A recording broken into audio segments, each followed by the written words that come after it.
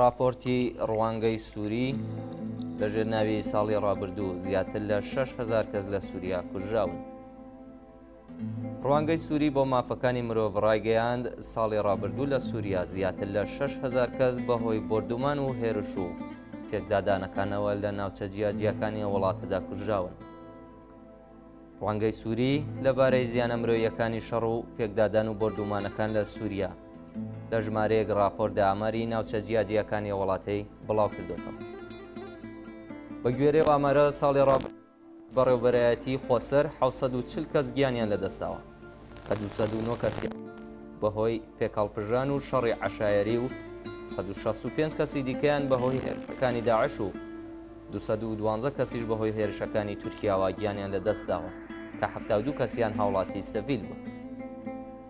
هەروەها لە ناوچەکانی ژێردەسەڵاتی حکوومەتی سووریادا 3000 حاڵەتی ڕەفاندن و دەستگیرکردن ڕوویداوە و بەهۆی توندوتیژیەکانیشەوە 2625 کەس گیانیان لەدەستداوە و 53 کەسیش لە زیندانەکانی حکوومەتی سووریادا گیانیان لەدەستداوە.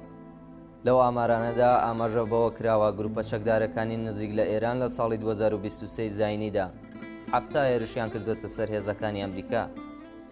ئیسرائیلیش 78 هێرش و ئەمریکاش 15 هێرش کردوتە سەر گروپە چەکدارەکانی نزیک لە ئێران لە سووریا. لە هێرشەکانی ئیسرائیلدا 154 بنکە و خاڵی سەربازی کراونەتە ئامانج و 310 چەکدار و سەرباز کوژراون. هەروەها لە ساڵی 2023دا لەو ناوچەدا کە لەلایەن تورکیا و ڕووسیاوە گەرەنتی ئارامیان کراوە 831 کەس گیانیان لەدەستاوە کە 220 کەسیان هاوڵاتی سڤیل بوون. هاوکات بەهۆی هێرشەکانی ڕۆسیا لە سووریا لە ساڵی ڕابردوودا 31 هاوڵاتی سڤیل کوژراون.